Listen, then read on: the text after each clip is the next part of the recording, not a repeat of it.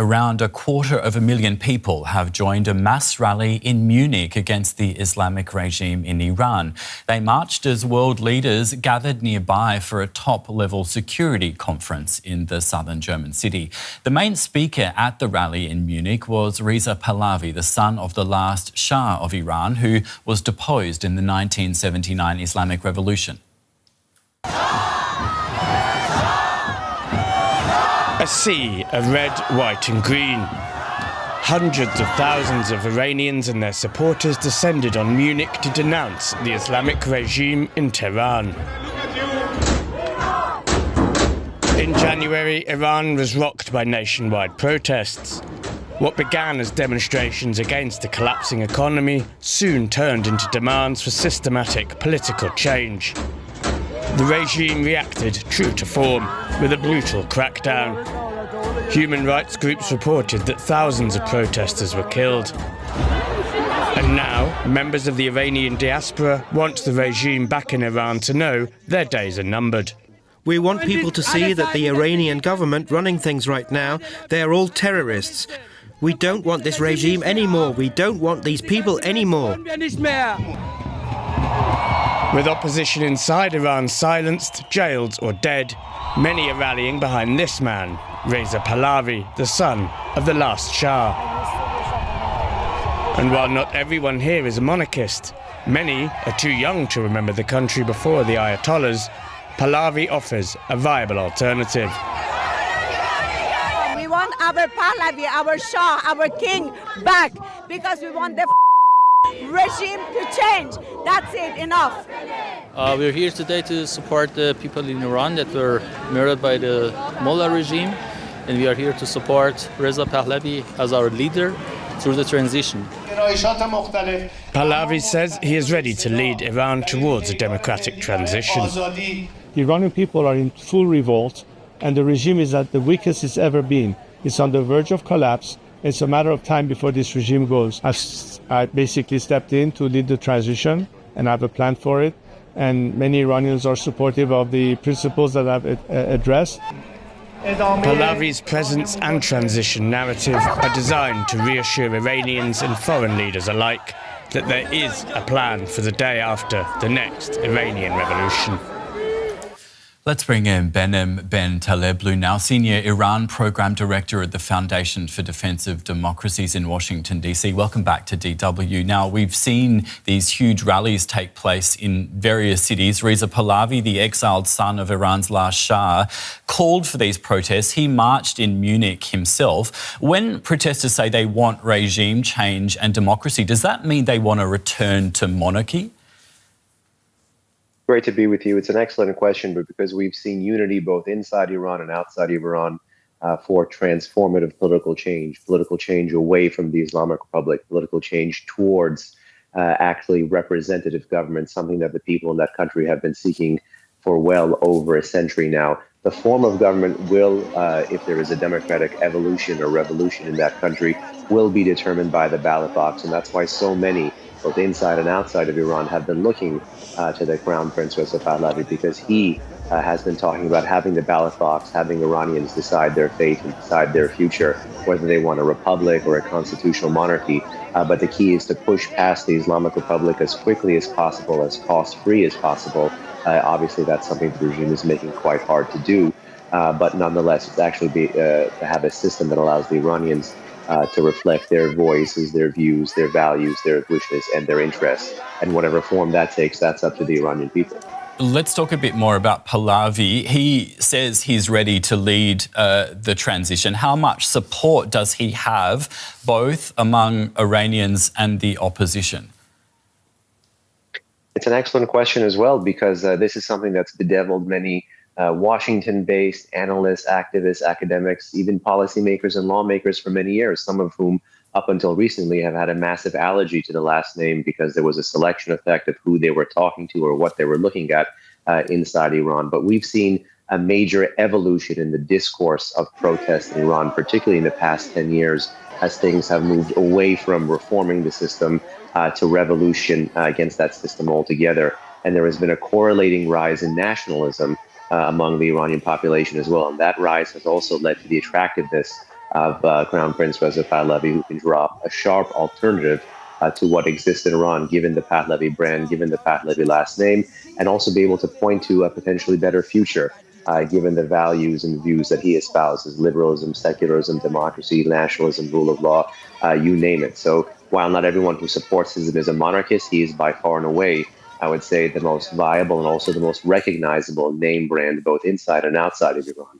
And that's particularly why the Islamic Republic's propaganda and political ire has focused on trying to discredit him. Okay, we've seen these protests take place. How much influence can the diaspora spread around actually exert on events taking place inside Iran? Well, the goal is not to have them force Iranians to do anything. Iranians have been risking life and limb quite bravely to take to the streets. The goal of the diaspora is actually to echo, in my view at least, the views, values, and wishes of protesting Iranians outside, so that Western policymakers can push past old paradigms of trying to do diplomacy with Tehran's theocrats or trying to appease terrorists inside the Islamic Republic for their own safety.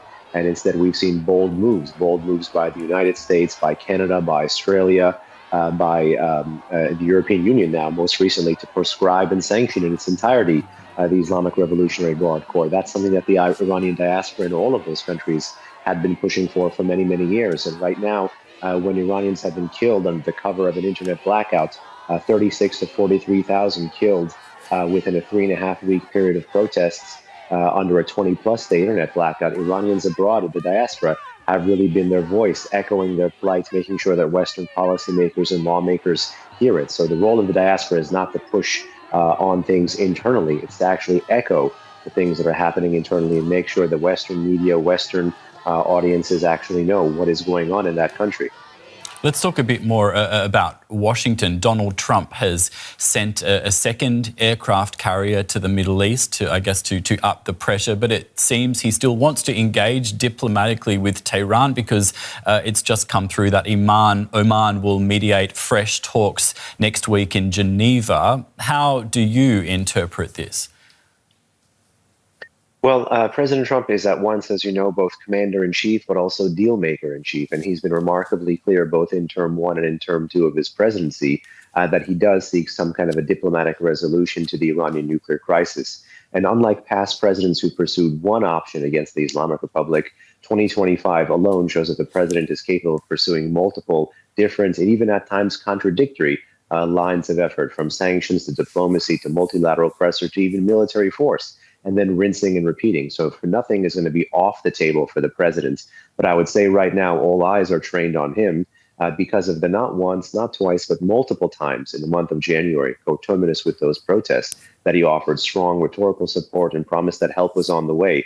So that's why right now many, again, both in the diaspora as well as within Iran, have their eyes trained on the president, do indeed hope that these talks fail, and do indeed hope that he delivers when it comes to actually standing with them in practice and not in principle. And step number 1 means not empowering Tehran's theocrats, not giving them legitimacy or the time of day. And then step number 2 is meaningfully providing support, whether that's connecting Iranians to the outside world with the internet.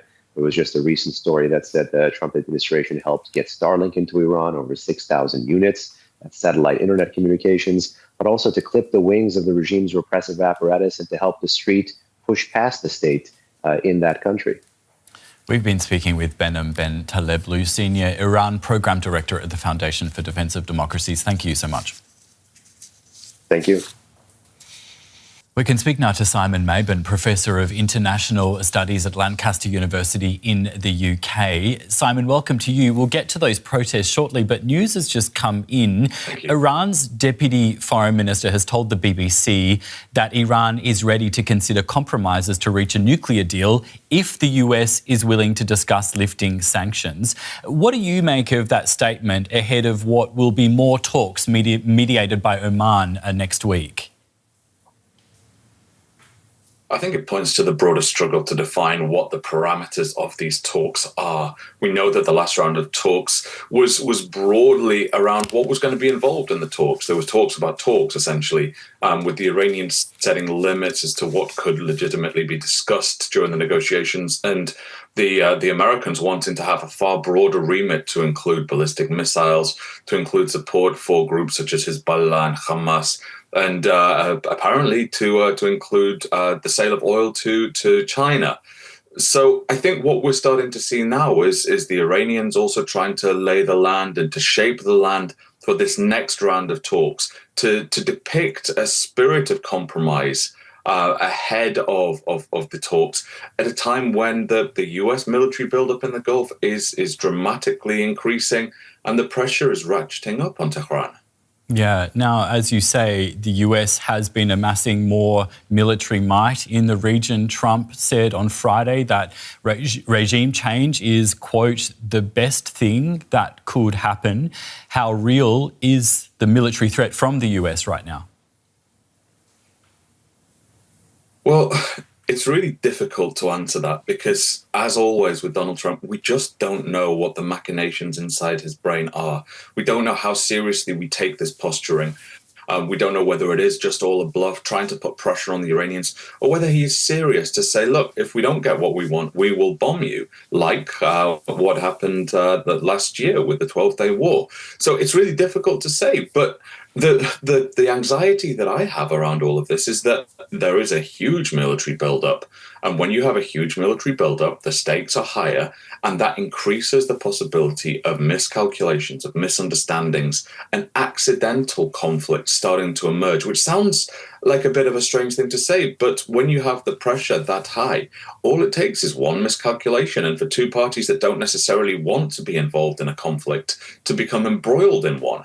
So the chances are really, really quite worrying at present. I think it's a very precarious situation, even if neither side wants a conflict. But the problem is, we just don't know what Donald Trump is after right now. Let's go to these protests now that have been taking place there in cities including Munich. They're called by Reza Pahlavi, the son of the last Shah of Iran. They seem mostly to be directed at the Trump administration, the White House, to act. Are the calls by protesters and the Iranian diaspora a consideration by the White House at all? Are these calls something that they listen to and will do anything about?